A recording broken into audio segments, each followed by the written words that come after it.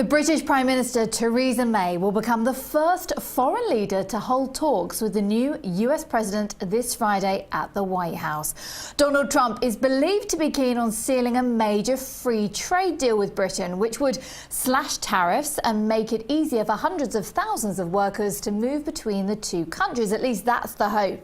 Anyway, well, for more analysis, I'm joined by Nicola Donidale Rossi, Managing Editor at Global Risk Insights London. Hello to you. Thank you for coming in. Wow, so it's a big day for Theresa May on Friday. Lots of expectations, especially given all the pressures that she's got from Europe. Do you think we're going to have anything on paper? I doubt that that's the case, but it'll certainly be a very important first indicator in the relationship. And I think as well, the fact that she's the first foreign leader, that's quite a coup really, isn't it? That considering all that he said about women, she's a champion of women's rights as well. So there's all of that to consider too. But do you think in terms of trade, if she does manage to come to some kind of agreement, I'm not talking about sealing a deal, maybe that's too ambitious on Friday, but do you think that will give her more leeway, more power with Europe?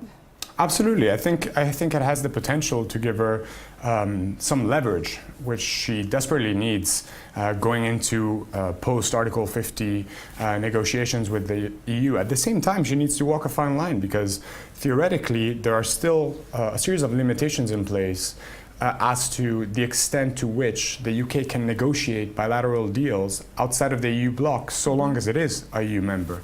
But I think that's exactly her goal. She needs that leverage going into the negotiations with the EU. And we've already seen this week that the markets are on edge.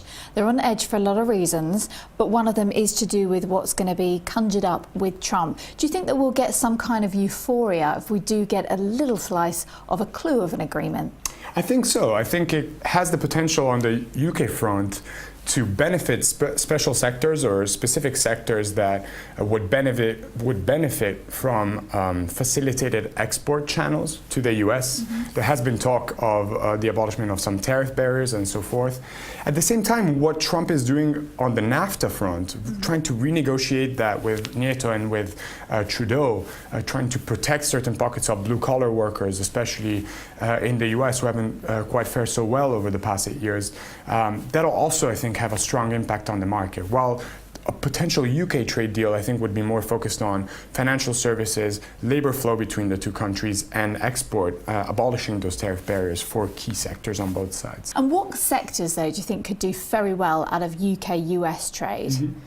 Well, so that's very interesting. I think, when we think of the UK side, we think pharmaceuticals definitely having potential for easier access to US markets.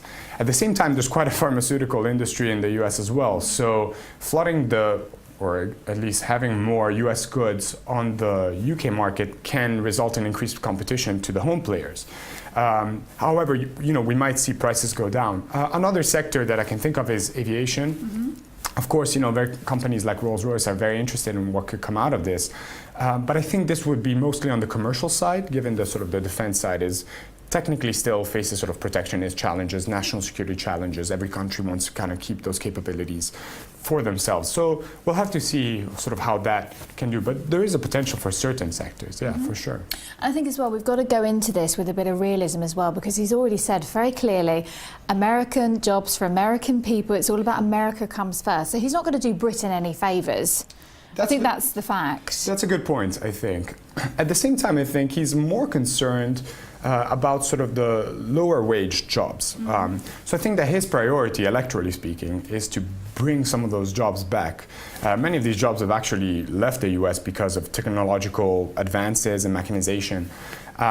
When it comes to the UK, I think that it's less of a threat to, for example, he's spoken about the H-1B visa program, and he's not actually against the flow of high-earning migrants into the US. So I think that this falls under the latter category, but that's definitely something that he'll have to keep in mind as he goes into the midterms 2 years from now. So. All right, thank you very much indeed. I appreciate that. So that's Nicola Donidale Rossi talking to us today from Global Risk Insights about this Friday, and Theresa May. She will meet Donald Trump, the first foreign leader to do so.